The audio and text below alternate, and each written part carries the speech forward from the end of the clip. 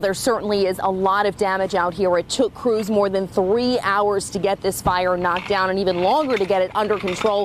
Protesters were warned that if they did not move from in front of the building that they would be taken into police custody. You can see the bases here behind me, and this is where the players will be later today. Now, as we step up out of the dugout, you can see we're looking at the spectacular views that this ballpark has to offer. Back out here live, you can again see this exclusive view from our drone Ranger. There are 6,000 seats in this stadium. This was a months-long investigation that led federal agents to finding very large amounts of both fentanyl and heroin inside this apartment complex. What's remarkable about this is there was a man on board this plane. He actually got out after the plane crashed and walked about 300 yards to the closest house to have them call 911. Most of these supplies came from local Dollar Tree stores where customers chose to donate when they were checking out. It started very, very light, very powdery, not the best packing snow. As we walk toward the front of this home, you can see there is a lot of debris down here on the ground.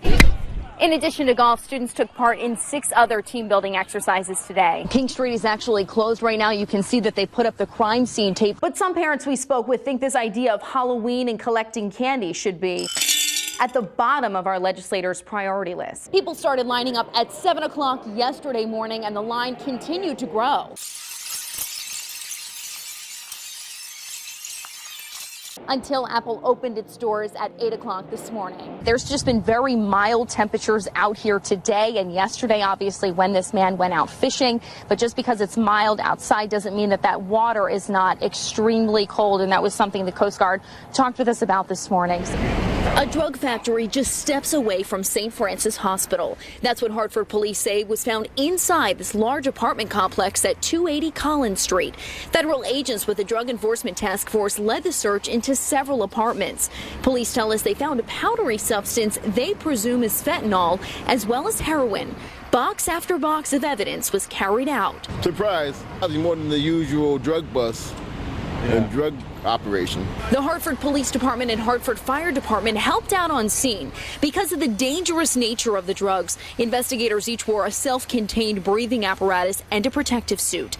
Hazmat crews could be seen leaving the building hours later, carrying out various items and being sprayed down. Hartford police tell us this is part of an ongoing federal drug investigation, and several people were arrested.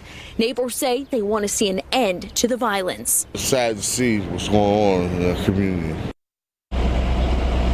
And as we come back out here live, this is St. Francis Hospital, and this is all happening within a block from St. Francis Hospital. There's a lot of traffic confusion out here, so just be aware as you're traveling in this area and try and avoid Collins Street if you can. Now, we're told that about 10 to 12 people have already been arrested in connection with this drug bust. They are still executing a search warrant in other parts of Connecticut, we're told, as well as in other states around this area. So this is a very large-scale operation, and we're told you saw all the boxes that were being carried out. That was only one apartment out of possibly 4 apartments. So they have a lot of work that still needs to be done out here. We are expecting more updates from the DEA, and we will bring that to you on NBC Connecticut.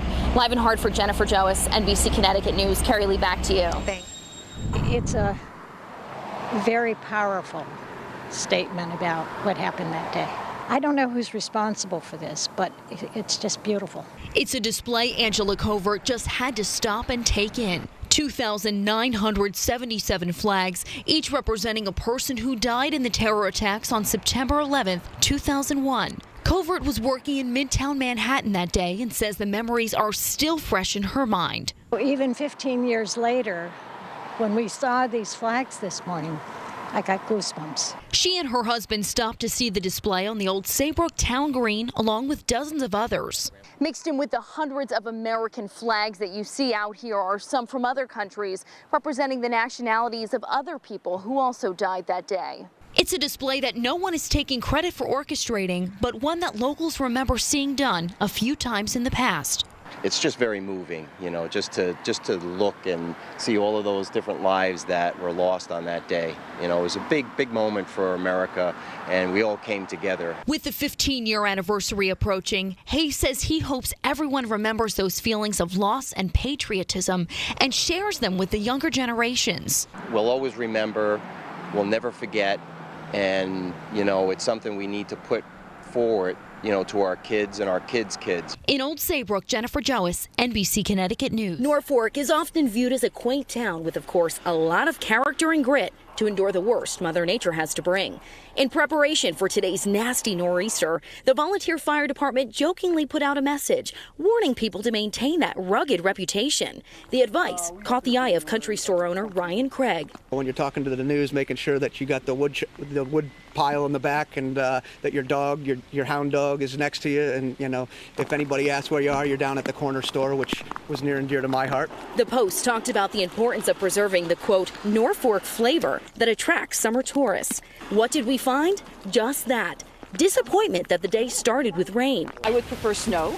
And many putting on a brave face. I see you're in a short sleeve shirt. Are you cold? Not really. This is normal for us up here. The fire department did end up warning everyone to anticipate up to a foot of snow, along with strong winds that could lead to power outages. Several DOT plows made passes throughout the morning to maintain Route 44. I live on 44, so as long as I can get out of my driveway, the state usually takes pretty good care of the roads. It's the town roads that become a problem. For now, locals say they're watching and waiting to see what another welcome storm brings their way. We're kind of the lucky ones that get dumped on every single year, and so I think it's just kind of playing into that mentality and letting people think we got it rough up here. And reality, I think we all love it. We wouldn't be here otherwise.